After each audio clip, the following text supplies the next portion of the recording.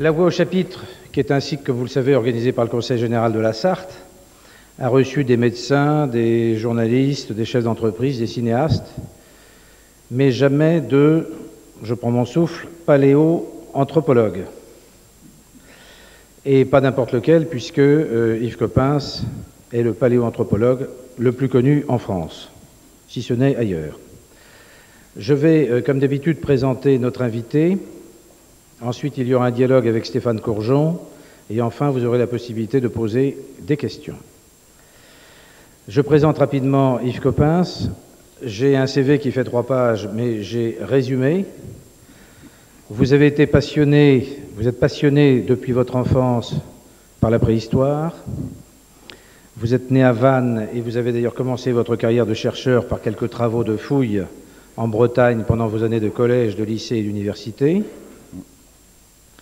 Ensuite, vous entrez au CNRS en 1956 et à partir de 1960, vous montez d'importantes expéditions en Afrique et en Extrême-Orient. En 1974, avec votre équipe, vous découvrez Lucie. Lucie, la petite australopithèque en Éthiopie. Ce squelette fossile de... Oui, vous nous la décrirez tout à l'heure. Elle est haute comme ça? Oui. 1 mètre. Oui. J'ai un petit garçon de 4 ans et demi qui fait la même taille. Alors, on pensait que je la regarde de près. Oui. Et elle avait quel âge à ce moment-là? 20 ans. Petite vingtaine d'années, oui. Oui. Enfin, on va tout à l'heure tout découvrir sur Lucie. Toutes ses dents, toutes ses dents. Lucie va confirmer votre thèse sur l'origine africaine de l'homme, plus précisément à l'est de l'Afrique. Dans votre CV, nous relevons aussi que vous avez été sous-directeur au Musée de l'Homme. Nous saluons d'ailleurs le président des Amis du Musée de l'Homme pour l'Ouest et la secrétaire générale, je ne me trompe pas dans vos titres, Gilles Bouillet, qui a aussi d'autres fonctions, mais on ne gardera que celle-là pour ce soir. Vous avez été professeur et directeur au Muséum d'Histoire naturelle. Depuis 1983, vous êtes professeur au Collège de France. Tout le monde sait ce qu'est le Collège de France. Un petit rappel quand même?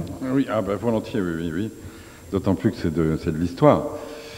Alors, le Collège de France, c'est une institution tout à fait particulière dans le monde, fondée en 1530.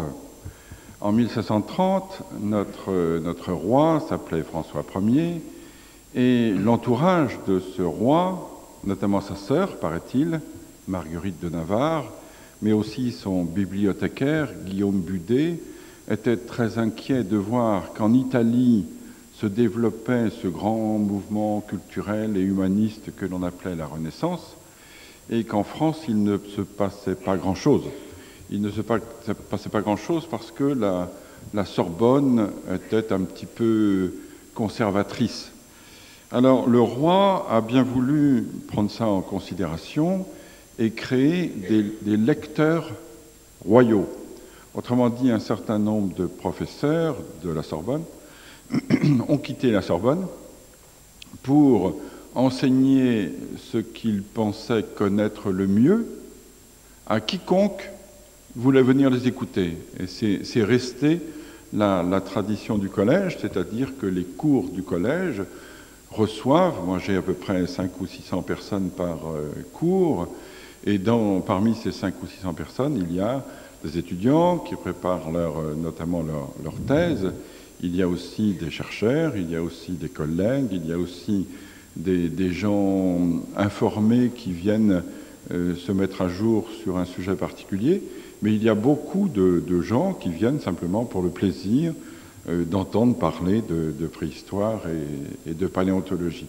Et pour en finir, je ne vais pas vous remplacer dans cette présentation, pour en finir avec le collège, sachez que nous nous sommes donc construits, les lecteurs royaux, puis le Collège royal de France, un petit peu contre l'université, un petit peu contre la Sorbonne. Et pour embêter la Sorbonne, il paraît que les professeurs du Collège de France à l'origine, les lecteurs royaux à l'origine, se réunissaient le dimanche.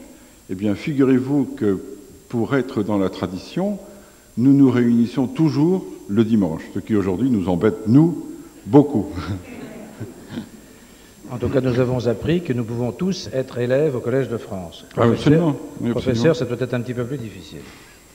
Je terminerai en disant que vous êtes membre de l'Académie des sciences, donc de l'Institut. Oui. Donc vous avez un uniforme, une épée. Oui, absolument. Qu'est-ce qu'il y a sur l'épée, si c'est pas indiscret? Non, non, je vous en prie. Il y a la queue de la comète de Halley, parce qu'il paraît que je suis entré à l'Académie le jour où cette comète est passée dans le ciel. Alors je vois pas tellement le rapport, mais enfin, l'artiste en a vu un.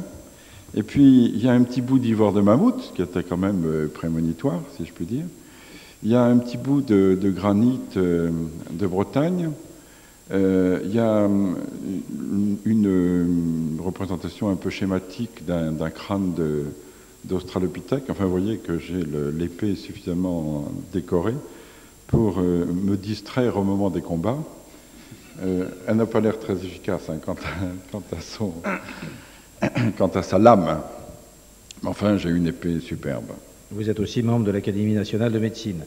Vous avez obtenu beaucoup de prix, on ne va pas les énumérer. Vous êtes docteur honoris causa d'un certain nombre d'universités et vous avez parcouru le monde. Je pense qu'on va faire tout à l'heure un petit tour du monde avec Stéphane. Vous parliez tout à l'heure du Collège de France qui pour vous était vieux, 1530. Je pensais que pour un paléoanthropologue, qu'est-ce que c'est que 470 années? Oui, c'est vrai. Bon, c'est vrai. Alors, je vous propose donc ce dialogue d'abord avec Stéphane. Merci à Chantal Abagli qui représente le Conseil général, qui est présidente de la Commission Culture et Tourisme. Je signale, pour ceux qui sont dans le fond, il reste encore, si Chantal Abagli permet, il reste encore 5 chaises de libre au premier rang. Stéphane. Bien, mais pour commencer, peut-être une explication sur ce terme un peu barbare qu'on a parfois du mal à prononcer, qu'elle appelle paléoanthropologie. Oui, c'est quoi? C'est l'homme dans la préhistoire, pour faire vite et résumer? Oui, tout à fait. Oui. C'est un peu bête d'ailleurs d'employer des termes comme ça, mais c'est vrai qu'ils sont consacrés. Hein. La paléontologie, c'est l'étude de la vie passée. Alors, quand on détaille, quand on se spécialise, on fait de la paléontologie animale, on fait de la paléontologie végétale ou on fait de la paléontologie humaine. Et la paléontologie humaine, autrement dit l'étude de l'homme passé, s'appelle quelquefois paléoanthropologie. Quand on dit anthropologie, l'étude de l'homme, paléo, l'étude de l'homme d'avant, si vous voulez. Voilà, c'est tout simple, mais c'est vrai que ça sonne un peu lourd. Alors je me souviens quand j'étais à l'école, mais beaucoup d'entre nous ont été comme ça, on découpait des petites images d'hommes préhistoriques qu'on collait sur nos cahiers pour parler de la préhistoire, et on se demande quand on est très jeune à quoi ça sert finalement de parler de la préhistoire, parce que ce qui est important c'est peut-être ce qu'il y a devant nous. Alors quel est l'intérêt que vous trouvez à étudier au jour le jour la préhistoire? À quoi ça sert? Mais il va me faire... Mais depuis j'ai compris en vous lisant, hein. Je vous rassure, j'ai compris en vous lisant maintenant. Ça ressemble. D'abord, la préhistoire, c'est une connaissance. C'est la connaissance de quelque chose, c'est la connaissance de notre passé. Et la connaissance, c'est la préhistoire d'ailleurs qui nous l'apprend, est source de liberté, source de tolérance, et c'est au fur et à mesure de la montée du savoir, au fur et à mesure de l'accumulation de ces connaissances, que l'homme est devenu de plus en plus libre, en même temps de plus en plus responsable. Autrement dit, il n'y a aucune raison pour que l'avenir, en ce sens, ne ressemble pas au passé. Excusez-moi, mais j'ai tout ce qu'il faut là. J'ai de la vodka dans mes... Merci. Et cet avenir, merci beaucoup, il faut vraiment qu'il soit orienté vers une connaissance encore plus grande et une distribution meilleure du savoir, et une éducation de tous les humains de la Terre. D'autre part, la préhistoire nous raconte aussi l'histoire de l'homme. Et cette histoire-là, enfin je ne vais pas m'y mettre tout de suite parce que c'est une longue histoire, mais c'est une histoire somptueuse, c'est une histoire superbe. C'est notre épopée et qui nous apprend d'ailleurs que notre progrès dans la technologie, notre progrès dans la connaissance, notre progrès dans l'évolution de notre pensée symbolique, c'est fait sans arrêt, sans rupture, sans faiblesse, et se poursuit. C'est-à-dire que nous sommes aujourd'hui à un degré qui n'accuse pas du tout de fléchissement et qui indique que ce progrès est bien lancé vers une accumulation de savoir, de liberté, de tolérance, comme je l'ai dit, à venir. Par ailleurs, j'y tiens beaucoup, associé à l'astronomie, associé à l'astrophysique, associé à la géologie, la paléontologie et la préhistoire, raconte toute l'histoire de l'univers, toute l'histoire de la Terre, toute l'histoire de la vie, toute l'histoire de l'homme, qui est la même histoire. C'est donc un superbe élan de 15 milliards d'années au bout duquel nous nous inscrivons. Et en même temps, ça a permis de situer l'homme. Alors que ce que c'est que l'homme, c'est très impressionnant. C'est à la fois rien du tout. Un petit mammifère de taille moyenne à nos yeux, plus petit qu'un éléphant, plus gros qu'une souris, sur une planète autour d'une étoile qu'on appelle le Soleil parce que c'est la nôtre, et cette étoile est une parmi des milliards dans une galaxie qui s'appelle la Voie lactée, et cette galaxie est une parmi des milliards que l'on ait repérée. C'est-à-dire qu'on est vraiment pitoyable. Non, je ne veux pas vous faire pleurer. Mais par ailleurs, nous observons que la matière de l'univers est une matière que l'on appelle inerte. Il va falloir lui trouver un autre nom, d'ailleurs, parce qu'elle n'est pas si inerte que ça. Que cette matière, sur la Terre, il y a 4 milliards d'années, se transforme en matière vivante. Et cette matière vivante, que je peux vous définir, à partir de 3 millions d'années, se transforme en matière pensante. Alors c'est là qu'on acquiert tout notre superbe. Nous sommes, pour le moment et à notre connaissance, les seuls réceptacles de cette matière pensante. Alors vous voyez, tout petit sur notre petite planète, et puis immense avec la grosse tête que vous voyez illustrée à ces tables, ou en regardant vos voisins, naturellement. Il y a d'autres choses encore. Hein. Oui, non, mais on va revenir aussi sur ce que vous disiez sur le programme, parce que c'est intéressant. Juste un petit mot qu'on pourra développer peut-être ensuite. Il y a aussi à court terme, alors ça c'est moins connu, il y a aussi à court terme un rôle de la préhistoire ou de la paléontologie, tout simplement parce que ce sont des sciences du sol. Les sciences du sol et les sciences du sous-sol participent à l'exploitation minière ou thermale ou je ne sais quoi.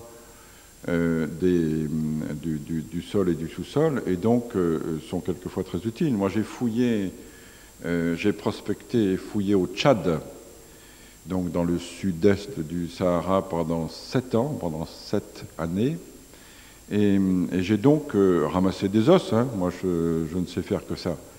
Donc, j'ai ramassé des ossements, déterminé les ossements, et du coup, déterminé sur la carte que j'ai fabriquée, puisqu'il n'y en avait pas, les âges des différentes zones, les zones que l'on appelait quaternaires, qui ne dépassaient pas 1,8 million, les zones que l'on appelait tertiaires, qui atteignaient 60 millions d'années, les zones secondaires, etc. Et mon rapport a servi ensuite au service que l'on appelait de l'agro-pastoral, pour forer des puits. Vous voyez, comme l'application peut être surprenante pour simplement un malheureux personnage qui ramasse quelques ossements, parce que les services de l'agro-pastoral savaient qu'il y avait de l'eau sous le tertiaire et pas sous le secondaire, ou quelque chose comme ça, mais ils n'étaient pas capables de délimiter les aires d'une certaine époque et les séparer des aires d'autres époques. Donc ils ont pu, après mes déterminations, faire des puits, et les puits ont évidemment élargi considérablement l'aire de pâturage des chameaux, et ça a été d'autant plus précieux que j'ai travaillé entre 60 et 66, et c'était à l'époque où commençait la grande sécheresse qui ensuite a fait des ravages dans ces régions du Sahara et du Sahel. Alors si on parle des origines de l'homme, oui. Il y a évidemment une phrase très simpliste qui consiste à dire l'homme descend du singe, ça on le dit souvent, mais c'est surtout très très simpliste, et quand on vous lit, plus que l'homme préhistorique comme on le lit souvent ou qu'on l'a lu dans les livres, on se rend compte en vous lisant vous que finalement il n'y en a pas un, mais il y a des hommes préhistoriques, ou il y a eu des hommes préhistoriques. Oui, c'est-à-dire que quand on dit l'homme descend de singes, des singes, c'est vrai. Ça ne veut évidemment pas dire que l'homme descend des chimpanzés d'aujourd'hui ou descend des macaques ou des babouins d'aujourd'hui, mais ça veut dire que tous les singes d'aujourd'hui et les hommes descendent de mêmes ancêtres, plus ou moins lointains en fonction du degré de parenté que nous avons avec ces gens-là. Mais ça veut dire aussi que l'on est plus proche d'un chimpanzé que l'on est proche d'un macaque, on est plus proche d'un chimpanzé et d'un macaque que l'on est proche de quoi? D'un oiseau, ou que l'on est proche d'un crocodile, ou que l'on est proche d'un poisson. Mais comme de toute façon, tout le monde vivant n'est qu'un seul arbre généalogique, qu'un seul immense arbre généalogique, nous représentons sur cet arbre un des rameaux qui est arrivé jusqu'en l'an 2000, réjouissons-nous-en, et celui des chimpanzés qui nous est le plus proche est arrivé aussi jusqu'à cet âge-là. Il n'en a sans doute plus pour longtemps d'ailleurs. Et nous avons des ancêtres communs avec les êtres qui nous sont les plus proches, c'est-à-dire les chimpanzés, qui remontent quand même à, je pense, 8 millions d'années. Ça signifie que notre parenté avec les chimpanzés remonte à 8 millions d'années. Depuis 8 millions d'années, nos familles ont divergé, se sont séparées, donc c'est un cousinage que dans mon pays de naissance, on appelait à la mode de Bretagne. Quand on parle de l'homme préhistorique, en fait, est-ce qu'on ne se réfère pas finalement uniquement à l'homo sapiens, c'est-à-dire celui qui est le plus proche de nous? Je pense que quand on parle d'homme préhistorique, c'est un terme un petit peu générique, et que, comme on ne les a pas forcément à juste raison en tête, on parle de tous les hommes qui ont précédé l'homme moderne, jusqu'au premier. Les tout premiers hommes, véritablement, pas préhumains, mais hommes. C'est-à-dire ceux qui savaient parler et manier des outils.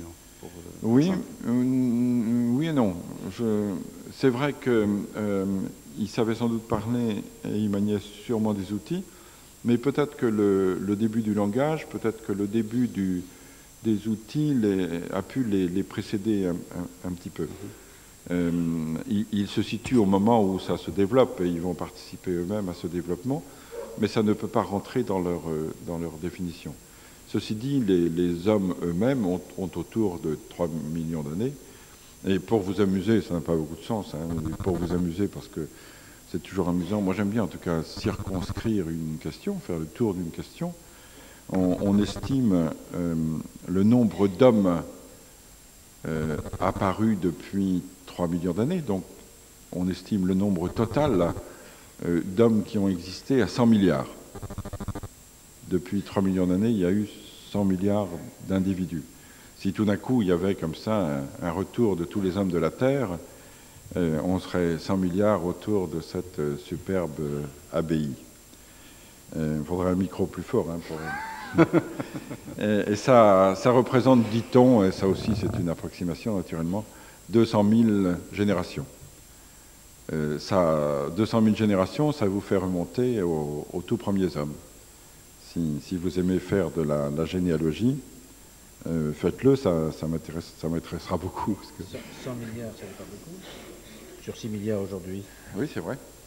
100 milliards, ça n'est pas beaucoup. C'est vrai, et c'est dû au fait que il y a eu pendant très longtemps même des dizaines de milliers d'hommes, tout à fait au début, des centaines de milliers ensuite, probablement quelques millions lorsque l'homme a peuplé l'Afrique et l'Eurasie, et on est arrivé au premier milliard, comme vous le savez, seulement au début du siècle dernier, c'est-à-dire que l'évolution de l'effectif humain est exponentielle, est extraordinaire, puisqu'on est passé d'un milliard disons de 100 000 à 1 milliard en 3 millions d'années, et de 1 milliard à 6 milliards en 200 ans.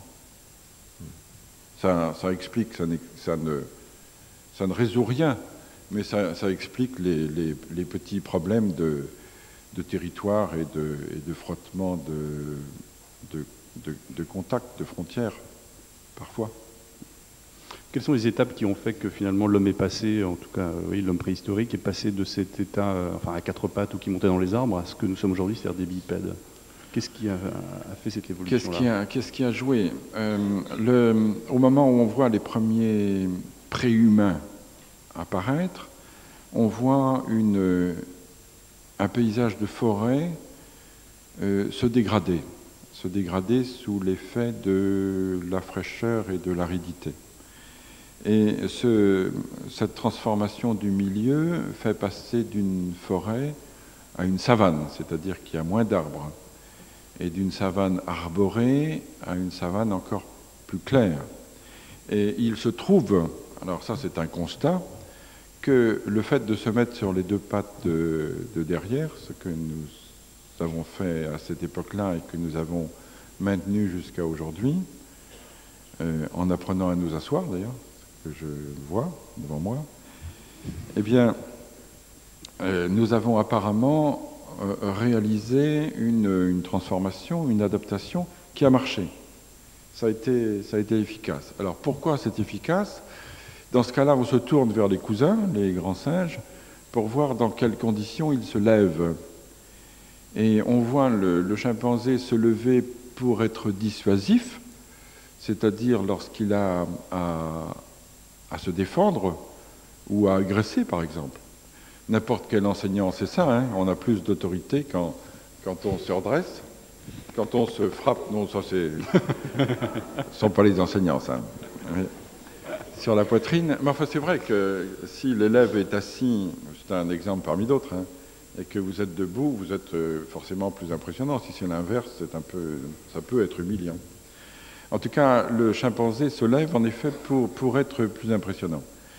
Et du coup, étant levé, il a les mains libres et il peut se ramasser des cailloux et les balancer à celui qui l'embête. C'est d'autant plus dissuasif. Donc ça, c'est une première raison. La deuxième raison, c'est pour porter des choses, certainement. Le chimpanzé, en tout cas, porte volontiers des objets. Il porte aussi ses petits. Et comme le pelage du préhumain, pelage probable du préhumain, ça ne se fossilise pas, hein, les poils, donc on n'en sait rien. Mais le pelage du préhumain a dû disparaître un jour, puisqu'on en a moins, c'est le moins qu'on puisse dire. Le petit n'avait plus la possibilité de s'accrocher à la fourrure de sa maman, donc porté dans des bras libres, c'est évidemment plus confortable, plus commode. Et la troisième raison est toute simple, c'est qu'on voit plus loin quand on est debout que quand on est assis ou allongé. Je reviens sur ce que vous disiez tout à l'heure sur l'assèchement de la forêt. C'est une thèse que vous développez beaucoup dans vos livres, c'est-à-dire qu'en fait, si l'homme a évolué tel qu'il est aujourd'hui, c'est parce qu'il s'est en permanence adapté à son milieu naturel. Est-ce que, par rapport à, si je fais un raccourci peut-être rapide, hein, mais c'est-à-dire s'il n'y avait pas eu l'assèchement dont vous avez parlé là, on ne serait pas là aujourd'hui. C'est ça, je crois, oui. Je le crois vraiment. Je pense, il y a un certain nombre de collègues qui développent une autre idée, qui est l'idée d'une évolution fatale, en quelque sorte. Enfin, fatale, ça ne veut pas dire qui conduit à la mort, hein, mais d'une évolution que l'on ne peut pas éviter. On évolue, on ne peut pas faire autrement. Je ne suis pas sûr. Je pense qu'il y a en effet ce moteur interne, qu'il y a ce potentiel évolutif en nous, mais si l'environnement ne change pas, si on n'a pas besoin de cette transformation et qu'on est en équilibre dans le milieu dans lequel on se trouve, il n'y a pas de raison que l'on change. Je ne vois pas un bonhomme au cœur de la forêt, comme il a été dit, se redresser sur ses pattes arrière. Ça le gênerait plutôt qu'autre chose. Les gorilles et les chimpanzés vivent à la limite d'ailleurs de la forêt plus souvent que dans la forêt, mais à ce moment-là, ils grimpent dans les arbres et ils s'y installent pour la nuit, ils s'y installent pour se défendre, ils s'y installent pour se protéger. Ils utilisent véritablement la forêt. Et les petits hommes actuels qui vivent dans la forêt sont par excellence des êtres adaptés à ce milieu qui a fonctionné comme une île et ils ont acquis leur petite taille pour s'y comporter de manière plus agréable, c'est plus facile. Lucie, c'est un bon exemple de cette adaptation au milieu naturel? C'est un bon début d'exemple. Lucie, vous avez vu qu'il y a un livre, je ne veux pas faire de publicité. Le genou de Lucie. Oui, je ne connais même pas le prix d'ailleurs, mais ça doit être très accessible. Le genou de Lucie, tout simplement parce qu'on a étudié Lucie de la tête aux pieds. Ça ne va pas forcément de soi, hein, on aurait pu faire l'inverse, mais on a commencé par la tête. Et la tête, on l'a vu bien posée sur la colonne vertébrale, donc ça marchait bien. Elle avait ce qu'on appelle le trou occipital, là par où passe la moelle épinière, en situation inférieure et antérieure. Donc ça montrait bien le port, la tenue du crâne posé sur une colonne vertébrale redressée. La colonne vertébrale, 4 courbes, juste les 4 courbes qu'il fallait. On a une petite courbe, nous aussi, cervicale, ça s'appelle une lordose, et puis une syphose thoracique, puis une lordose lombaire, puis une syphose sacrée. Pouf, pouf, pouf, pouf. Lucie avait les 4 courbures, magnifique.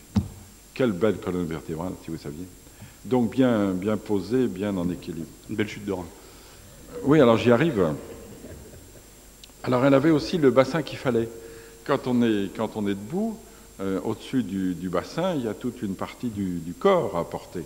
Le malheureux bassin, il ne se contente pas de ses fonctions de locomotion ou de ses fonctions de parturition chez les femmes. Il a aussi une fonction de contention. Il doit porter toute une partie du corps. Et le bassin de Lucie est un bassin en pression, un bassin court, parce qu'il doit porter un corps qui n'est pas lourd, mais quand même, il faut qu'il le porte. Donc c'est un bassin court et large. Pardon Lucie. Et au-delà du bassin, on arrive au fémur. Et le fémur, c'est l'os de la cuisse. Et Lucie a le fémur oblique. Et le fémur oblique est aussi un fémur d'être redressé qui rapproche l'axe de gravité des genoux. Tout ça, c'est pour tenir debout. Et puis on est arrivé au genou. Je vous dis pas. Catastrophe. Oui. Le genou, c'est un bout de fémur, forcément, hein, le bout du fémur, et puis un bout de tibia. Alors, le fémur se termine par une échancrure. Et l'échancrure, elle vient s'encastrer dans des épines osseuses qui sont sur le tibia. Alors nous, on a une échancrure étroite et des épines tibiales écartées. Donc on a un accrochage, une articulation très solide, très serrée, très stable. Lucie, elle a une échancrure très large, elle a des épines tibiales tellement rapprochées qu'on dirait parfois qu'elle n'en a plus qu'une, et du coup il y a une amplitude de rotation du genou. Autrement dit, Lucie jetait la jambe comme ça, dans n'importe quelle direction de l'espace. Mais oui, c'était effrayant. On a été très, très déçus. Jusque-là, elle nous apparaissait digne, mais tout d'un coup, le genou lui échappait. Et la cheville était aussi instable, et le pied était plat, à peine présentable, avec un gros orteil divergent, vous vous rendez compte? Regardez vos pieds ce soir. Normalement, vous avez des gros orteils parallèles aux autres orteils. Sinon, vous m'envoyez un petit mot, je serai discret, mais ça m'intéresse.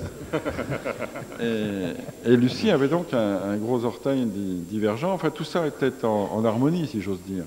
Le genou, la cheville, le pied étaient des articulations et des organes d'arboricole. Et le membre supérieur aussi.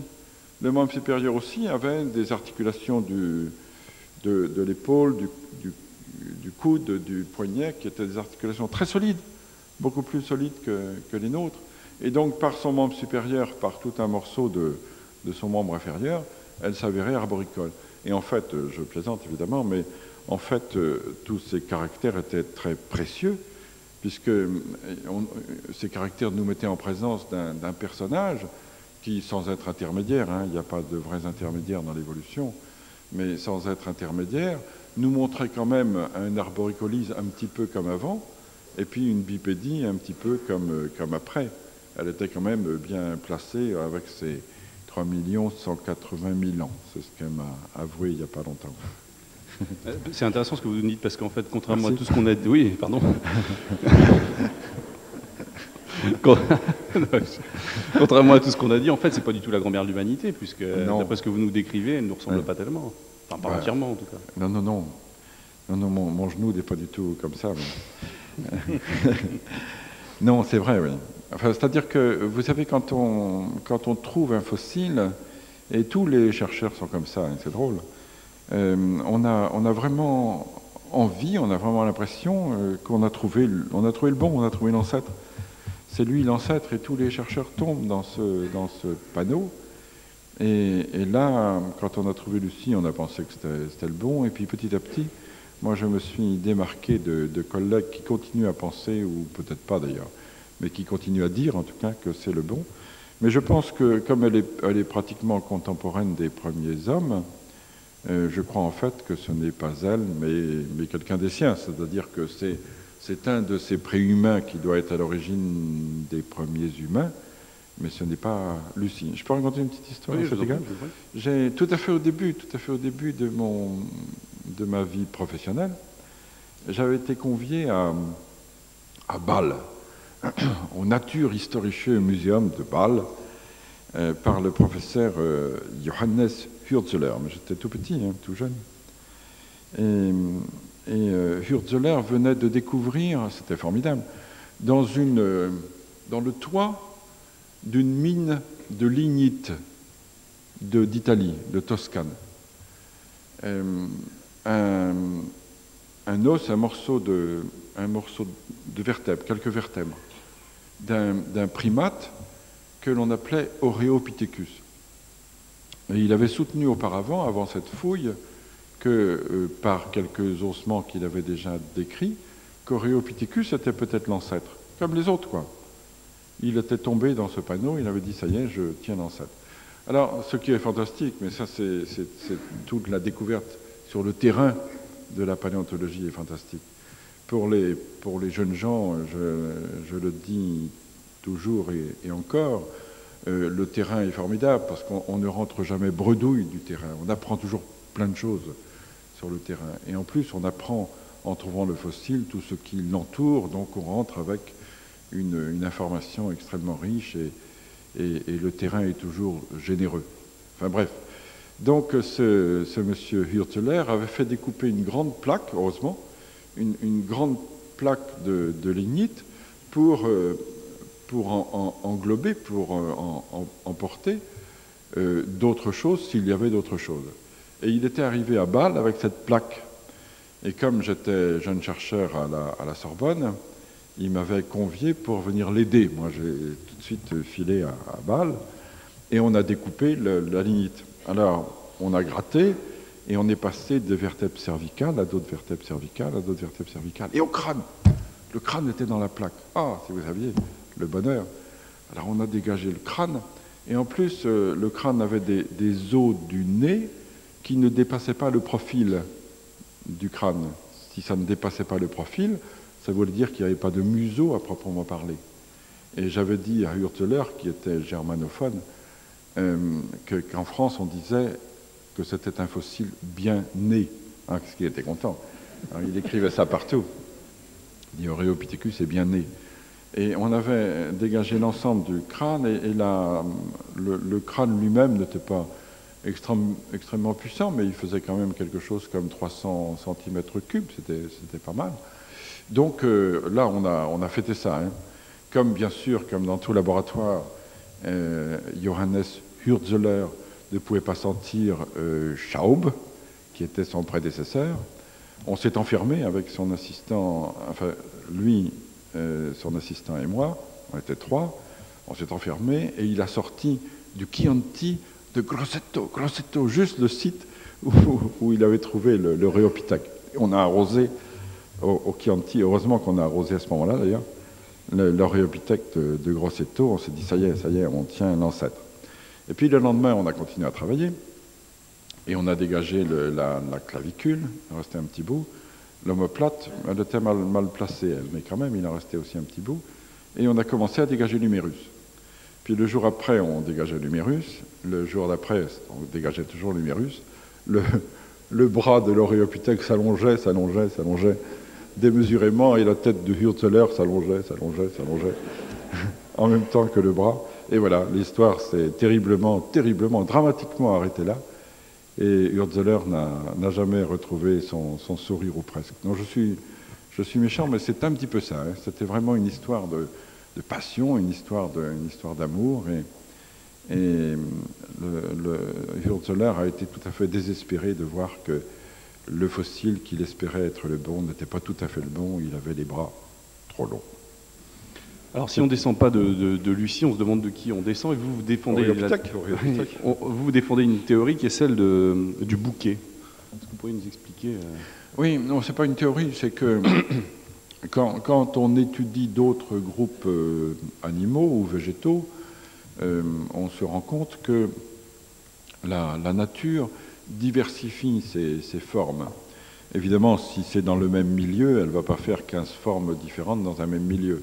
Mais à partir du moment où une forme se répand dans la nature, il y a suffisamment de différences écologiques pour que des petites divergences se créent, que du coup de petites différences se forment, et que finalement on ait affaire à des espèces qui à terme ne sont plus interfécondes.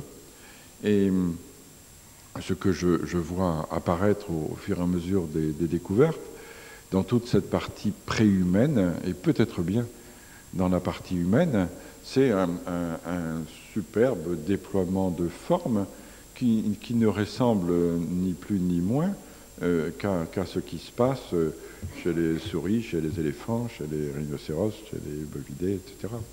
C'est-à-dire que c'est naturel, naturellement. La famille des hominidés se comporte comme une autre famille animale et diversifie ses formes jusqu'à ce que l'homme conquiert la Terre entière de manière beaucoup plus homogène probablement, puisqu'aujourd'hui tous les hommes de la Terre appartiennent à la même espèce et même à la même sous-espèce et sont interféconds. Alors dans ce bouquet, est-ce qu'il y a le fameux homme de Néandertal dont on n'a pas été toujours très fier, auquel on n'a pas été toujours très fier de succéder, compte tenu de son physique? Ah ben Néandertal, c'est drôle. C'est une histoire amusante, Néandertal. Néandertal, c'est une exception. Enfin, c'est une exception, il fait partie du bouquet. Hein. Mais c'est une exception un petit peu parce qu'il a été contraint de diverger. Imaginez bien que l'homme est né en Afrique tropicale. Pour moi, en Afrique de l'Est, mais imaginons que ce soit plus large que ça, donc en Afrique tropicale.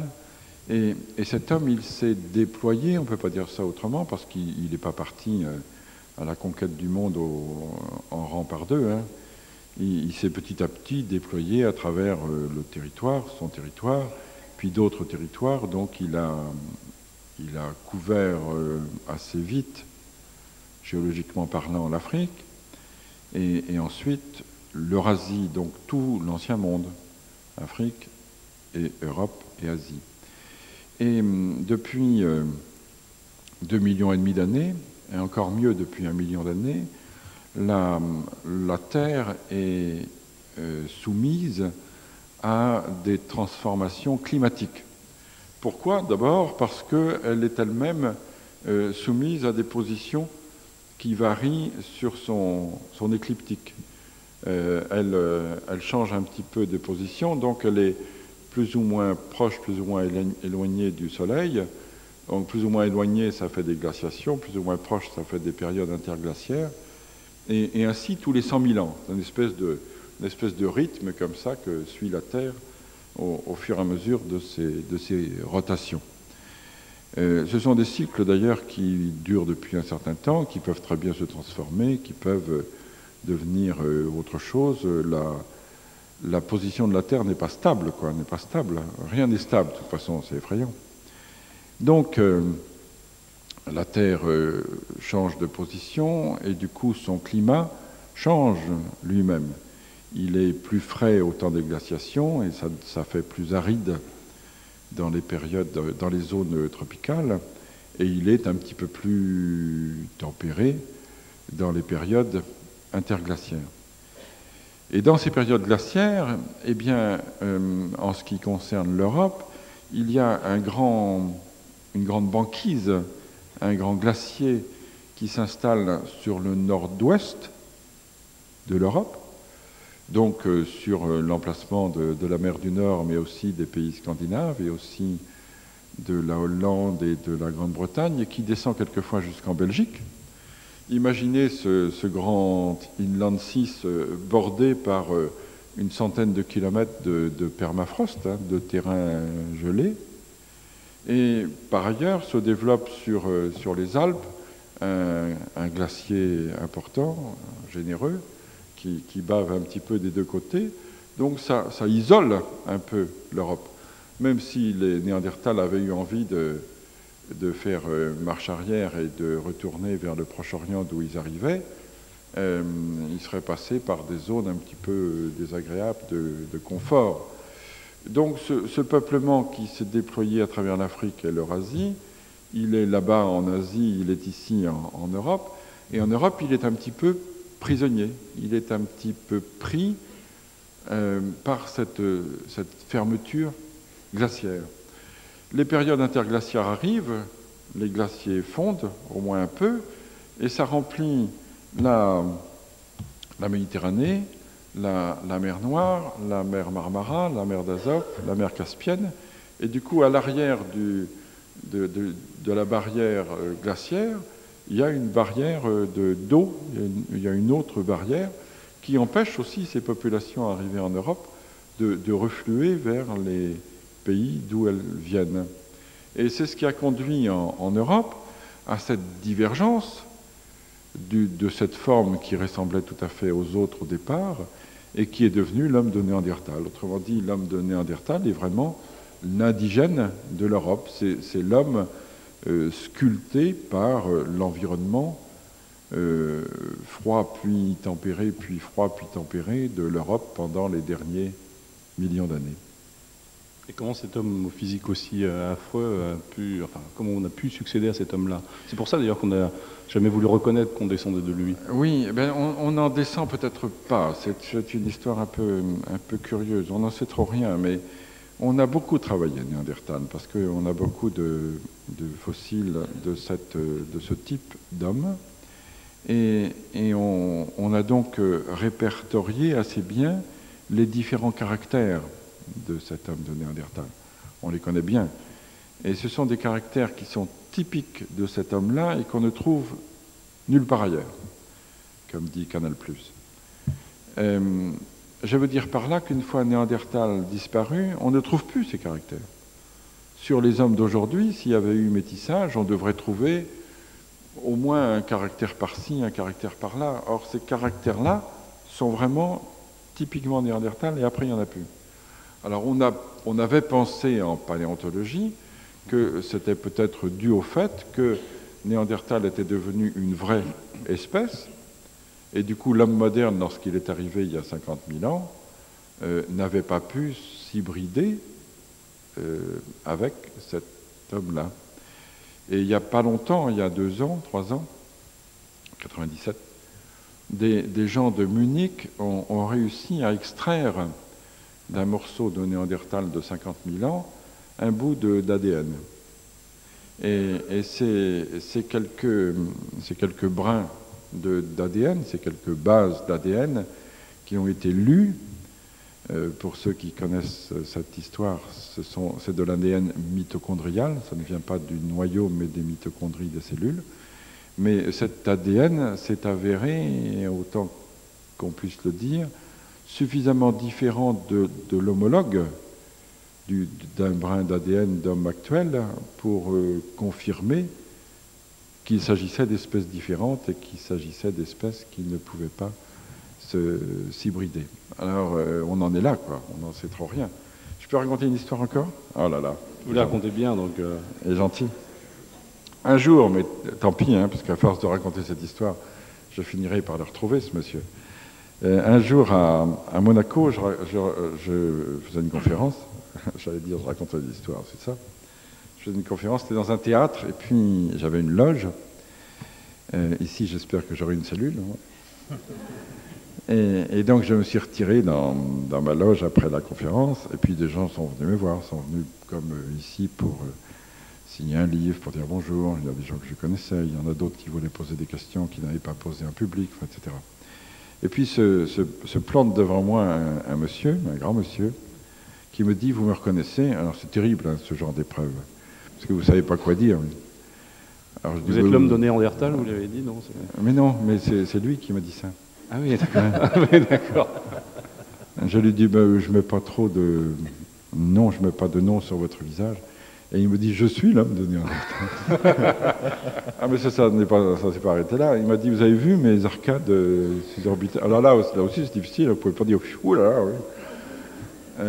Elles étaient un petit peu développées, en effet, oui, mais quand même. Il me dit, touchez-les. Je dis, non. Parce que vis-à-vis des gens qui attendaient, c'était un peu délicat. Hein. Imaginez que ces gens se disent, quand un anthropologue reçoit dans sa loge, il se passe des choses bizarres. Alors il me saisit la main, puis il me fait patouiller ces arcades, là. Alors je touche un petit peu par politesse, mais enfin, j'essaye de m'en sortir le plus vite possible.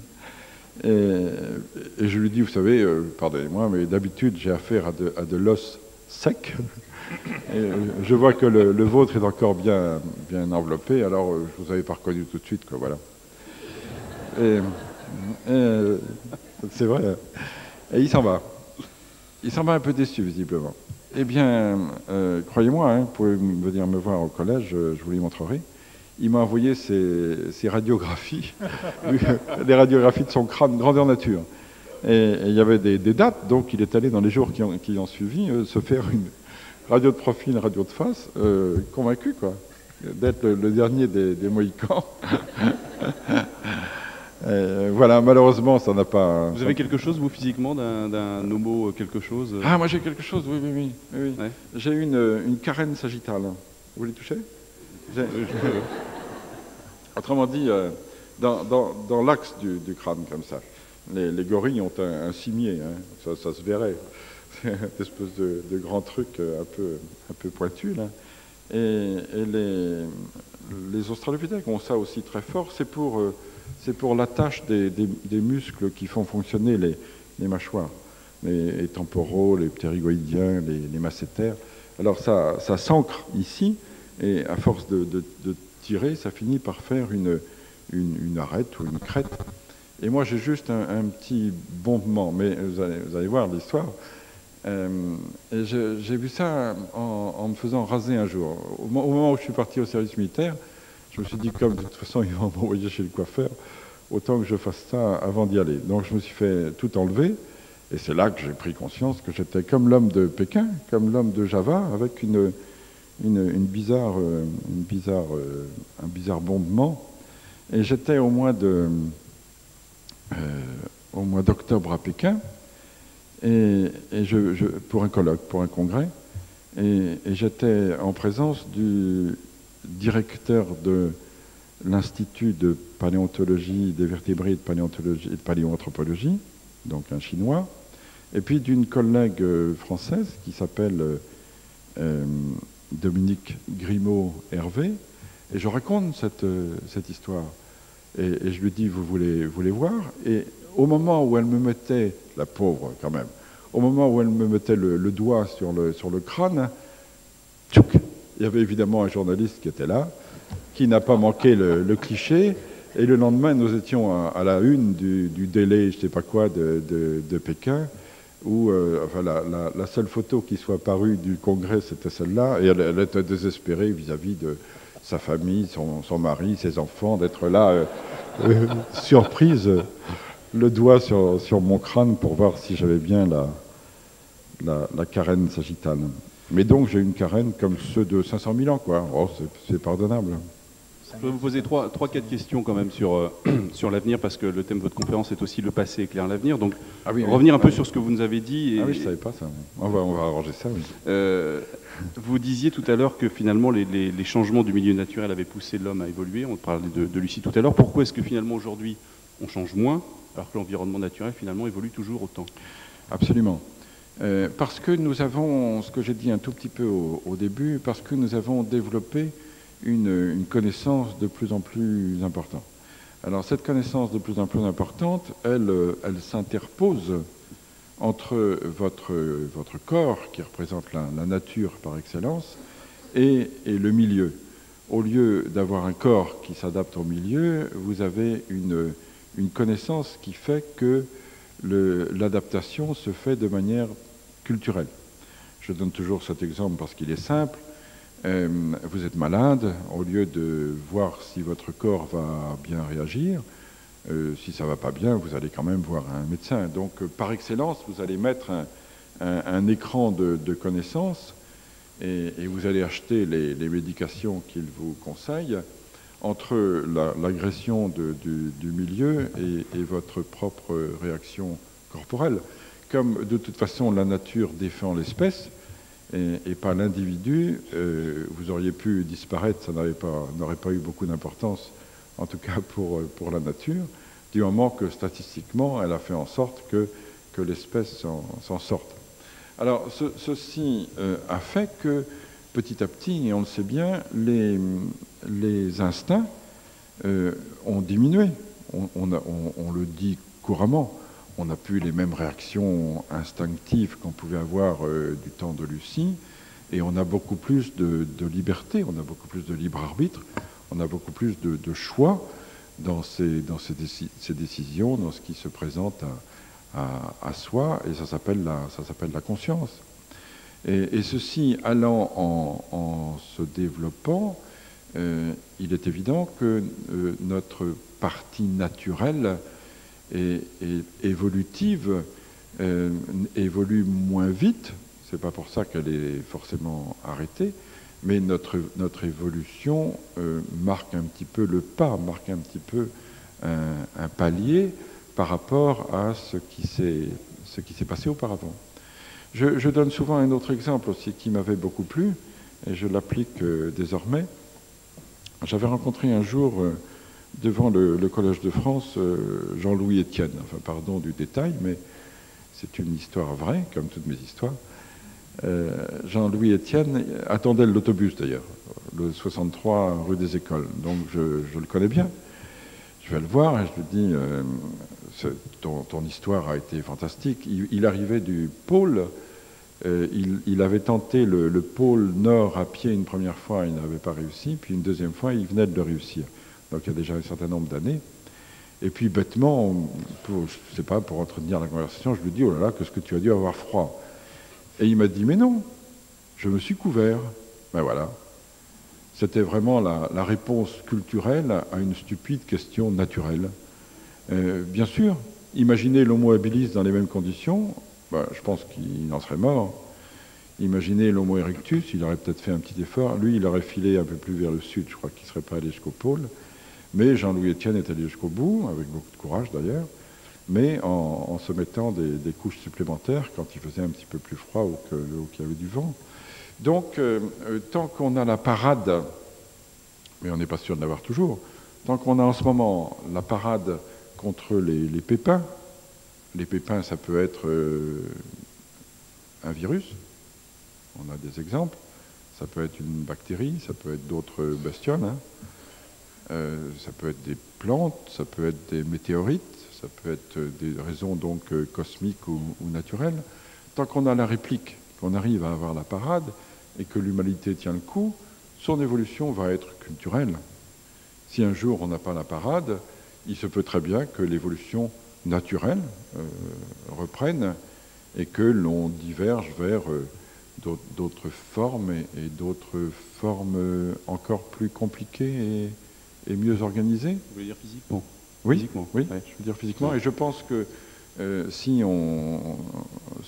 Il n'y a même pas de si, je suis sûr que ça se fera, mais lorsque l'on va s'installer dans d'autres planètes, du système solaire pour commencer, et puis d'autres systèmes, d'autres étoiles ensuite, on a des chances de se trouver suffisamment isolé de la population qui sera sur la Terre pour que physiquement aussi on devienne des formes différentes. Donc on n'est pas tout à fait au point, on n'est pas encore tout à fait fini. C'est ça. Dire. Ah oui, oui, je pense que oui, on est toujours des êtres soumis aux lois de la biologie. Hein. À quoi on pourrait Quand on ressembler sera fini, l'étape suivante, on sera comment? À quoi peut-on Qu'est-ce qui va ressembler être mieux chez nous? Dans 100 000 ans, par La exemple. tête. La tête? Ah oh, la tête, oui. Oui, oui, oui. Il y a encore de la place. D'abord en volume, ensuite il y a de quoi améliorer la densité. C'est pas, ça flotte un peu là-dedans, oui. Et puis pour arranger ça, comme ça peut poser des problèmes d'accouchement, il n'est pas impossible, c'est pas une plaisanterie que je lance, mais il n'est pas impossible qu'il y ait une réduction du temps de gestation. Et il n'est pas impossible par suite qu'il y ait eu que les femmes préhistoriques, anciennes, aient eu un temps de grossesse plus long que n'est le temps d'aujourd'hui. Et le temps d'aujourd'hui est peut-être plus long que ne sera le temps de demain. Autrement dit, on aura des enfants encore plus vulnérables, puisque sortis plus tôt, mais qui auront tout loisir, si je puis dire, entre guillemets, de développer leur système nerveux central et leur grosse tête. Et ça se situe dans combien de millions d'années ou de dizaines de milliers d'années? Oui. Qu'est-ce que je peux vous donner comme date? On va pas les vérifier. Mon dernier prix, quelques millions quand même. Quelques millions d'années. Quelques millions d'années, oui. Oui. Bon. Oui. Pour que je sois tranquille, pour que vous n'ayez pas la possibilité de vérifier. Bien, je propose que Stéphane a bien sûr des tas d'autres questions, mais il est venu maintenant le temps que vous posiez vous-même des questions. Deux hôtesses se présentent, se promènent dans la salle avec des micros. Levez-vous si ça vous est possible, comme ça on vous verra bien. Pendant ce temps-là, Stéphane a le temps. Mesdemoiselles, vous venez par ici, qu'on vous voit bien. Et Stéphane, vous avez le temps de poser une autre question. Si un mot quand même sur la préparation de votre rencontre avec Lucie, d'une part, et aujourd'hui, où est-elle? Alors, Lucie, ce qui est quand même assez extraordinaire, enfin, je veux dire, sur le plan symbolique, c'est quand même un petit squelette d'un préhumain de plus de 3 millions d'années, qui a évolué là dans l'est de l'Éthiopie, donc vers les bords de la mer Rouge, qui était déjà mer Rouge, qui était déjà maritime, dans ces époques-là. Et c'est amusant de penser que cet élément de squelette que l'on a sorti a voyagé en Europe. C'est drôle, hein, de faire de l'avion 3 millions d'années plus tard, et a voyagé en Amérique. Et elle est retournée à Addis Abeba, parce que notre contrat avec le gouvernement éthiopien, c'était de restituer ce squelette après étude, j'allais dire après usage. Et elle est retournée donc au musée national d'Addis Abeba, où elle se trouve dans un coffre. C'est-à-dire que même le musée d'Addis Abeba n'en présente qu'un moulage, parce que c'est fragile quand même. Donc elle est back home. Il y a certainement des questions, il y a des spécialistes, il y a des tas de gens qui ont pris des notes. Alors voilà, vous levez la main un petit peu. Voilà, oui. Une question là-bas, il y en a plusieurs, monsieur. Oui, bonjour. J'ai toujours été très étonné d'une chose, c'est tout ce qu'on pouvait déduire comme information à partir d'une dent ou d'une mâchoire. Pourriez-vous en dire plus sur ce sujet? Si, bien sûr. Je vais vous dire, je suis très admiratif, très béat devant l'objet qui arrive du temps. Lorsque, sur le terrain, j'aperçois un petit bout de dent ou un petit bout d'os, ce petit bout de dent ou ce petit bout d'os est sculpté de telle manière que toute sa sculpture, tout son modelé est chargé d'informations. Il y a une mémoire extraordinaire des objets. Alors j'en viens un peu plus précisément à votre question. Depuis le début du XIXe siècle, on sait qu'il existe une corrélation entre les différents éléments du corps. Je veux dire par là qu'un certain type d'ossement va avec un certain type d'articulation, qui va avec un certain type de squelette, qui va avec un certain type de personnage. Cuvier, qui est à l'origine de la loi de corrélation, avait fait une démonstration fantastique, fantastique. Il avait montré à l'Académie des sciences un petit bout d'os qui venait de Montmartre, qui venait de carrières de gypse de Montmartre. Et il avait dit, à Montmartre, il y avait des lémuriens. C'est quand même surprenant. Et il y avait des marsupiaux. Et si j'ai raison, je viendrai un jour à l'Académie avec un morceau de bassin de ces marsupiaux. Les jours ont passé, il a continué à se rendre dans ces carrières de Montmartre, qui étaient importantes. Hein. C'est pour ça que la place Blanche s'appelle Blanche, c'est parce que les poussières des carrières blanchissaient les maisons qui étaient en dessous, et c'est une carrière d'un niveau de 50 millions d'années. 50 millions d'années. Donc il arrive un jour avec un bloc de gypse à l'Académie des sciences, avec un petit bout de bassin qui en effet sortait de ce bloc. Et il paraît, alors je n'y étais pas, qu'au ciseau à froid et au marteau, il a petit à petit dégagé de ce bloc le bassin en question. Or, le bassin des marsupiaux a une caractéristique tout à fait particulière, une vraie caractéristique, c'est que ce bassin a deux os supplémentaires qu'on appelle les os marsupiaux et qui sont deux espèces de lames comme ça qui sortent du bassin et qui bien sûr sont destinées à soutenir la poche marsupiale, la poche des marsupiaux. Et petit à petit, Cuvier en est arrivé à cet os et a dégagé les os marsupiaux du bassin en question. Alors ça devait être d'ailleurs tout à fait surprenant et agréable pour Cuvier de faire cette démonstration. Alors ce que je veux dire bien sûr, c'est que les ossements ne sont pas appariés, groupés n'importe comment, et un type d'humérus va à un type d'ulna ou un type de radius qui va avec un certain type d'extrémité du membre antérieur. Et quand on fait des reconstitutions qui paraissent magiques, elles s'appuient beaucoup plus qu'on ne l'imagine sur une bonne logique naturaliste. Est-ce que vous permettez que je prolonge la question juste de monsieur, mais qui a un rapport, parce que là, monsieur parlait à partir d'une dent, mais quand vous découvrez un objet dans le sol, comment est-ce qu'à partir de cet objet, vous pouvez vous représenter le mode de vie d'il y a 3 millions d'années? Est-ce que c'est l'emplacement, la manière dont il est posé? Oui, alors on s'efforce bien sûr aussi, un objet c'est en général pas suffisant, mais on s'efforce désormais de laisser l'objet là où il est, pour voir un petit peu comment il se situe par rapport aux autres objets de la même couche, et s'il lui est possible à cet objet de nous raconter quelque chose, comme vous dites, sur la raison pour laquelle il est à cet endroit-là, la raison pour laquelle il est situé par rapport à d'autres objets de cette façon-là, et un petit peu le comportement des gens qui l'ont laissé sur ce terrain-là. Je peux donner plein d'exemples. Oui, M. Coppens, bonjour. Bonjour. Pour revenir à l'adaptation des espèces à leur environnement, Oui. On sait que certaines espèces, comme les éléphants actuellement, les jeunes éléphants naissent sans défense, pour se prémunir contre les défenses, justement, Oui. les militaires. Oui. Je voulais savoir, y a-t-il une possibilité pour les singes, les chimpanzés, etc., de pouvoir s'adapter et éventuellement de se modifier génétiquement? Oui, bien sûr.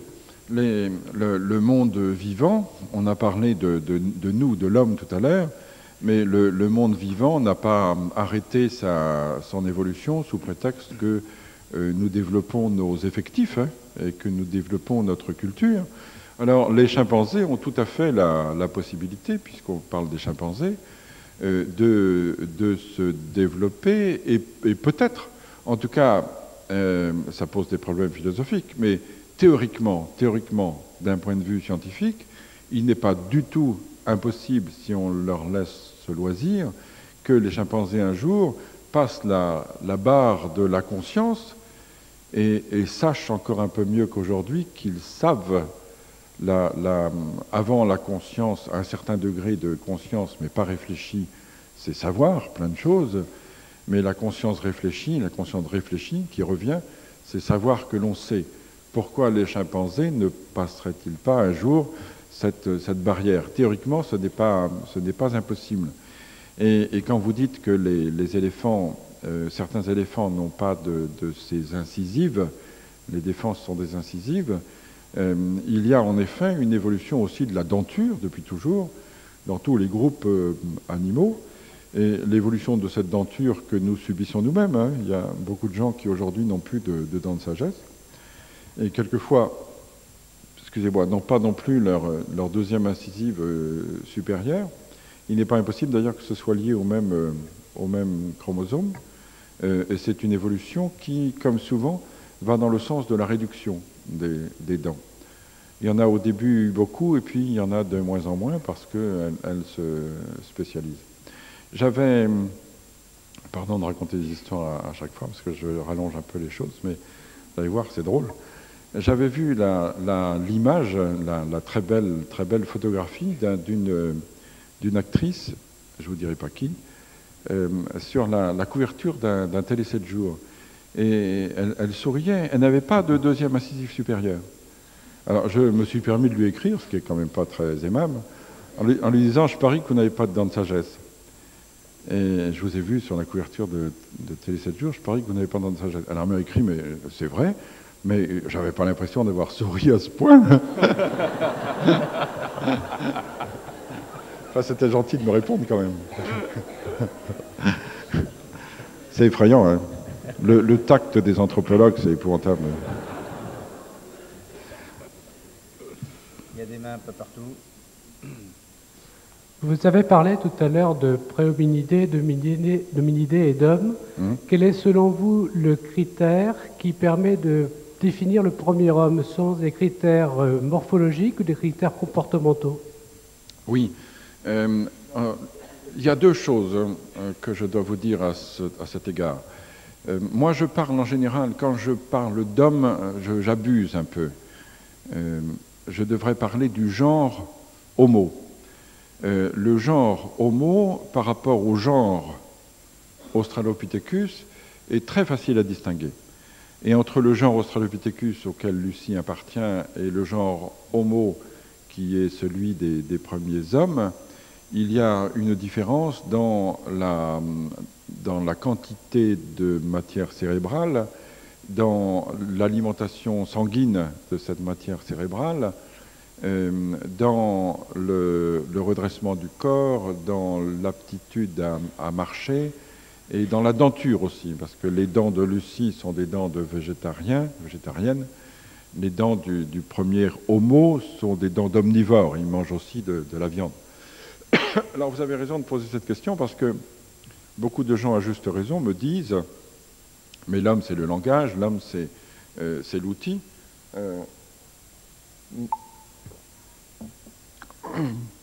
Excusez-moi. Je veux bien. Mais moi, je n'appréhende pas ces éléments-là. On dit aussi l'homme, c'est un certain degré de développement de la société. L'homme, c'est la conscience. Excusez-moi. La conscience, d'abord, ne se fossilise pas. C'est pas parce qu'on a trouvé des outils très anciens que ce sont les premiers. Le langage, on en a peu, évidemment, peu d'informations. Ce n'est que de manière indirecte. Je crois que c'est Molière qui est mort en scène. Quel bonheur. Le langage, pour le moment, on n'a pas réussi à nous reconstituer naturellement, mais on a des éléments de l'encéphale sur des moulages endocrâniens qui peuvent donner des informations. Le degré d'évolution de la société aussi, on ne l'appréhende pas bien. Autrement dit, ce que je veux dire, c'est que je ne suis pas contre toutes ces définitions, mais je dis que moi, naturaliste, encore une fois, hein, c'est ma seule approche, c'est la seule dont je sois responsable et qui soit à ma portée, à laquelle je sois habilité. L'homme, pour moi, ne peut se définir que d'un point de vue anatomique, et je prétends ne pas être capable de l'appréhender sous ces angles du langage, de l'outil, de la conscience ou du comportement ou de son organisation sociale. Mais je ne suis pas contre. Je crois seulement que pour le moment, on n'en a pas l'appréhension adéquate. Bonjour. Bonjour. On a récemment parlé de l'association d'un économiste, d'un mathématicien, Oui. d'un anthropologue, paléo-anthropologue. Oui, oui. Et ils avaient finalement... ils étaient arrivés à une Mettez bien le micro devant vos dents. Oui, ils étaient arrivés à une équation qui déterminait finalement comment devaient évoluer les espèces. Ça a eu un certain écho dans les médias. Absolument. Ça s'oppose un petit peu apparemment à vos idées, enfin à votre théorie. Qu'en pensez-vous? Est-ce que ça vous apparaît un peu fantaisiste ou est-ce que c'est justifié ou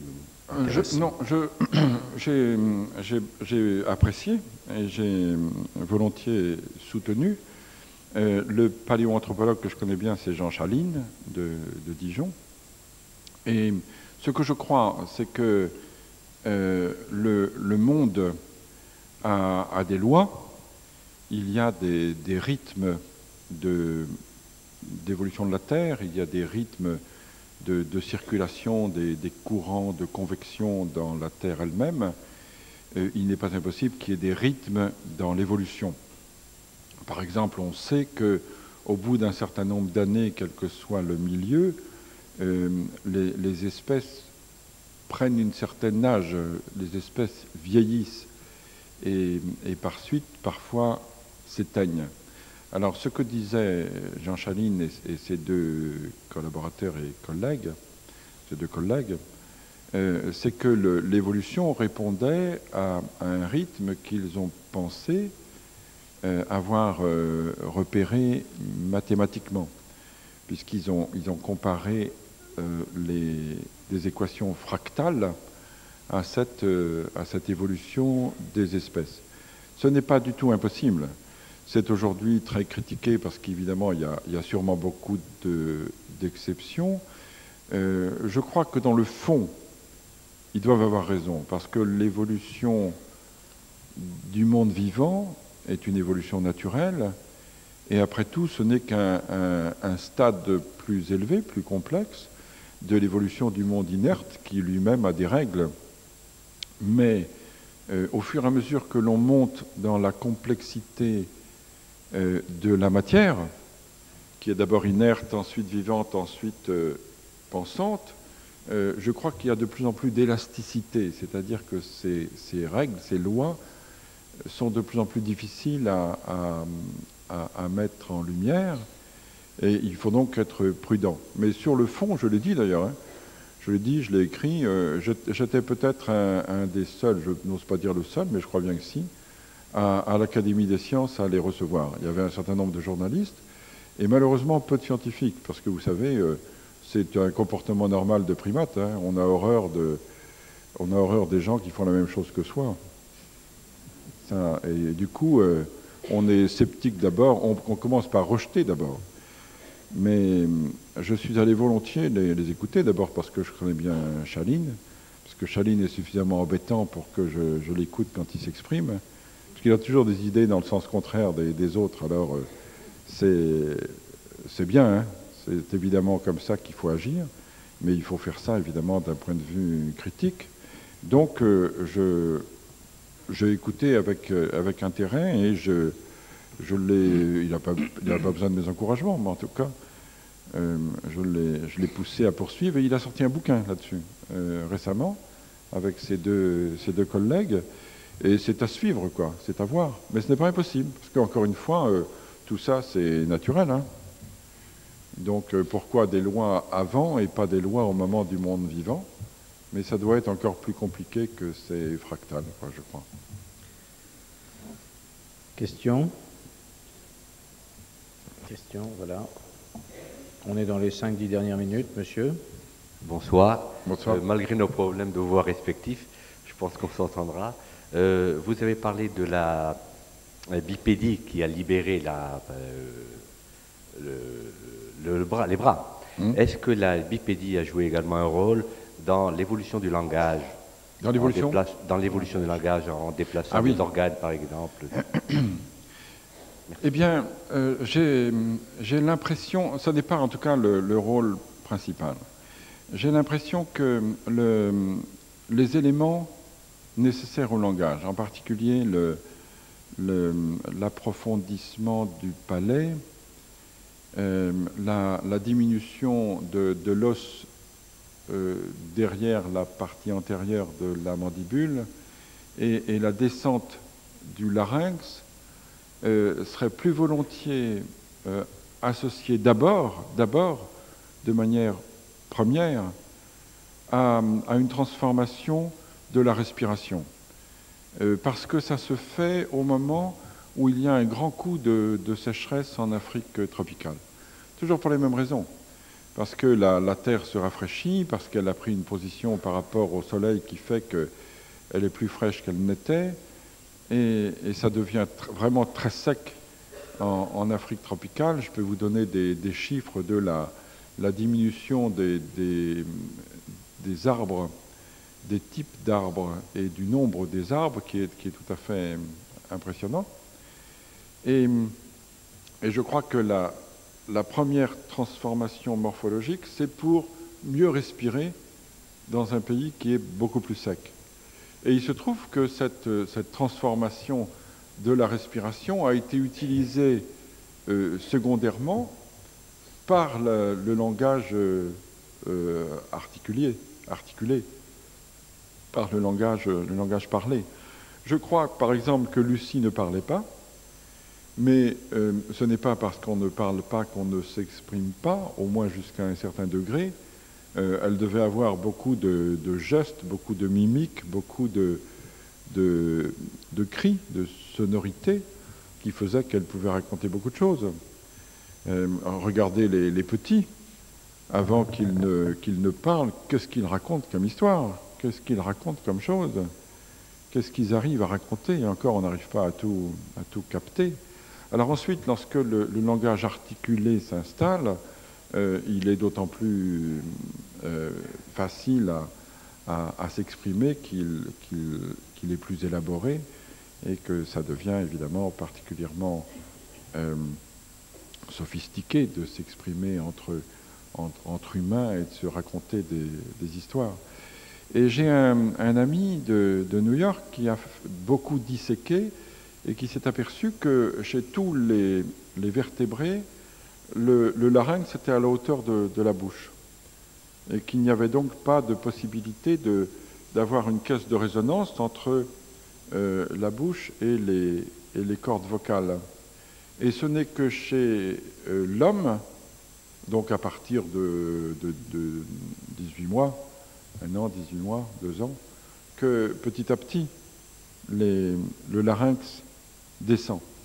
Et disséquant, comme la position du larynx est liée à la morphologie de la base du crâne, nous, le larynx, on ne le trouve pas, puisqu'il ne se fossilise pas. Mais la base du crâne, elle est osseuse, et elle, on la trouve. Donc ce garçon, qui s'appelle Letman, a regardé toutes les bases de crâne d'hommes fossiles possibles, et il a vu un début de descente du larynx, à coup sûr, sur un crâne d'1,7 million ans. Alors ça ne veut pas dire que ce ne soit pas descendu un peu avant, mais ça veut dire qu'à 1,7 million, le larynx était déjà en position suffisamment basse pour qu'il y ait une articulation du langage. Et donc ça donne un certain âge au langage articulé. Alors pour vous amuser encore, vous connaissez M. Charpak, et M. Charpak est venu me voir un jour en me disant qu'il fallait qu'on monte quelque chose tous les deux, ce qu'on va sans doute faire, mais il est pris beaucoup avec ces histoires d'éducation des petits, d'éducation scientifique dans les écoles, et du coup il n'a plus beaucoup de temps. Et l'histoire est la suivante, il me dit aujourd'hui les progrès du laser sont extraordinaires. C'était dans mon bureau au Collège de France, et il me dit regarde l'autre côté de la rue, s'il y a des personnes qui se trouvent dans cette pièce, même si on ne les voit pas, et si elles se parlent, ça fait vibrer suffisamment le carreau pour que moi je te dise ce qu'elles racontent. Alors, je n'ai pas osé lui dire que c'était complètement légal, mais... alors, la suite est intéressante. Il me dit, si un homme de 40 000 ans, c'est pas énorme, mais c'est déjà intéressant comme début, est en train de graver son mammouth dans une grotte, et si en gravant il parle ou il chante, ça fait vibrer son corps, ça fait vibrer son silex, et ça inscrit le discours au fond de la gravure. Et Charpak me dit, avec mes lasers, moi je te lis ça. Alors peut-être que la prochaine fois je viendrai avec l'enregistrement de Cro-Magnon en gueulant son assistant, en lui disant pas comme ça le mammouth, pas comme ça. La dernière question. La dernière question. Une question, si vous La dernière question de la salle d'abord, voilà. Et Stéphane aura la toute dernière. Bonjour. Bonjour. Je crois savoir qu'un monsieur prénommé Abel aurait oublié quelque chose à l'ouest de l'Afrique, une mâchoire, il me semble. Cette théorie remet-elle, cette découverte remet-elle ou non en cause votre East Side Story? Oui. Un ami qui s'appelle Michel Brunet de Poitiers a découvert en effet en 1995 une mâchoire inférieure d'hominidés, d'Australopithèque. Peut-être que c'est un autre genre d'ailleurs, on ne sait pas encore, hein, mais ça va être publié bientôt.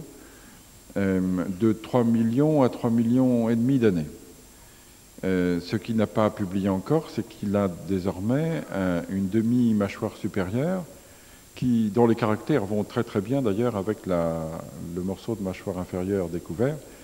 Et Michel Brunet a appelé ça Abel. Il faut savoir qu'en Afrique du Sud, cette fois au Transvaal, on a découvert il y a peu de temps le plus ancien de tous les australopithèques d'Afrique du Sud, qui aurait 3 300 000 ans. Donc vous voyez, Afrique du Sud, 3 millions 3, Afrique de l'Ouest, entre 3 millions et 3 millions 5. Alors ce que je raconte, c'est que l'Afrique orientale, qui a des restes de 4 millions, 5 millions, 6 millions, 7 millions, 8 millions d'années, pourrait bien être l'origine de notre rameau. Et ce que je raconte aussi, c'est qu'un autre pic de sécheresse est apparu incontestablement autour de 4 millions d'années, incontestablement puisque beaucoup d'animaux à ce moment-là se transforment, les proboscidiens par exemple, les éléphants. C'est l'âge où on voit apparaître le mammouth en Afrique de l'Est, le mammouth, l'éléphant d'Asie, l'éléphant d'Afrique, tous les trois. Le genre Elephas, le genre Loxodonta, le genre Mammouthus, 4 millions d'années. Alors j'ai l'impression que ce coup de sécheresse de 4 millions d'années a entraîné un déploiement de la savane qui a entraîné forcément avec elle les êtres qu'elle contenait, les êtres dont c'était la niche écologique. Parce que de manière très cohérente, fantastiquement cohérente pour moi, il se trouve qu'à 3 500 000 ans, apparaît cet australopithèque à 3000 km à l'ouest et apparaît cet australopithèque à 3000 km au sud. Un coup de chance quand même pour moi, hein, qui est celui du sud qui soit de même âge et à la même distance. Alors, je ne prétends pas du tout que mon East Side Story soit la vérité, bien sûr. Hein. Je suis scientifique avant tout. En faveur de mon idée, il y a le fait que les îles, comme on l'a dit tout à l'heure à propos des Néandertals, sont souvent source de spéciation. Parce que les îles, par définition, isolent des petits groupes moins importants que sur le continent voisin. Et dans ces petits groupes, l'homozygosie est plus fréquente, c'est-à-dire qu'il y a des caractères qui jusque-là étaient cachés, qui apparaissent et se fixent. Donc souvent, l'isolement permet les espèces nouvelles. Et l'Afrique de l'Est, par excellence, est un isolement par suite du développement de la Rift Valley et de sa muraille occidentale. Par ailleurs, il est certain qu'il y a eu à 8 millions d'années cet accident tectonique. Il est certain qu'à partir de 8 millions d'années, l'Afrique de l'Est s'est asséchée. Il est certain que les humains et les préhumains représentent, dans le redressement de leur corps et dans beaucoup d'autres caractères, une adaptation à la savane. Par ailleurs, et pour en terminer, avant 8 millions d'années, en Afrique de l'Est, il y a des primates, beaucoup, supérieurs, qui peuvent être à la fois ancêtres des chimpanzés et des hommes. Et à partir de 8 millions d'années, alors qu'on a travaillé là depuis 30 ans, 40 ans même, moi j'ai commencé en 60 là-dedans, oui, 40 ans, qu'on a ramassé des centaines de milliers de fossiles, depuis 8 millions d'années, on a des milliers d'hominidés, on n'a pas le moindre bout d'os, on n'a pas le moindre chicot de pré-chimpanzé ou de pré-gorille. Donc la division a l'air d'avoir un sens, si vous voulez. Mais contre moi, il y a aussi le fait que la savane avait peut-être précédé Abel, et on va voir si au Tchad on trouve des formes plus anciennes. Contre moi, il y a le fait que souvent l'origine des lignées est difficile à trouver, parce que les lignées commencent avec un effectif étroit et ensuite elles se développent. Donc statistiquement, on a moins de chances de trouver des restes dans les parties pédonculaires que dans les parties développées, ce qui veut dire que je ne suis pas du tout certain que ce que j'ai proposé dans les années 80 tienne le coup. Mais comme vous savez, c'est à coup d'hypothèses de travail comme ça qu'on avance. Mais encore une fois, je ne suis pas du tout certain, tête à couper, que c'est moi qui ai raison. Et puis je voudrais bien savoir qui ici n'est pas d'accord. Non, rassurez-vous. Ultime question de Stéphane Courgeon, c'est la dernière. Qui fera peut-être office de conclusion et de nous permettre de nous projeter plus dans l'avenir, parce qu'on a beaucoup parlé du passé. Quel rapport entretenaient nos ancêtres dans leur société? Est-ce qu'ils étaient plus ou moins violents que nous? Et comme vous nous avez dit que notre physique n'était pas définitif, est-ce que nos comportements assez violents et intolérants aujourd'hui sont définitifs, ou est-ce qu'on a finalement une étape assez intermédiaire et qu'on peut être optimiste?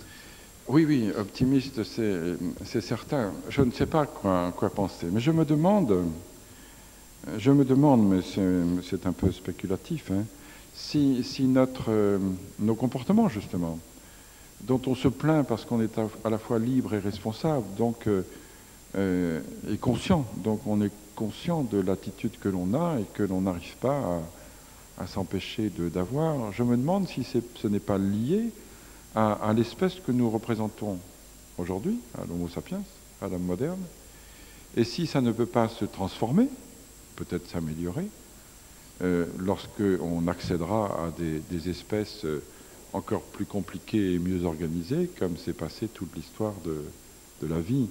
Alors, je n'en sais rien, mais comme je le disais tout à l'heure, théoriquement, d'un point de vue scientifique, il n'est pas impossible que le chimpanzé passe le seuil, le Rubicon de la conscience. De la même manière, théoriquement, alors que tous les hommes d'avant, tous les préhumains d'avant, tous les animaux d'avant ont été des stades par lesquels l'évolution est passée, mais par lesquels elle est passée, c'est-à-dire que dans une certaine mesure, ils ont fait le relais entre ceux d'avant et ceux d'après. Il n'y a aucune raison de penser que nous soyons là installés dans notre peau définitive, et donc aucune raison de penser que nous ne soyons pas nous-mêmes un relais entre les Homo erectus ou habilis d'avant et puis les Homo super sapiens qui arrivent. Donc plus sage. Absolument. Plus sage. Merci. Merci.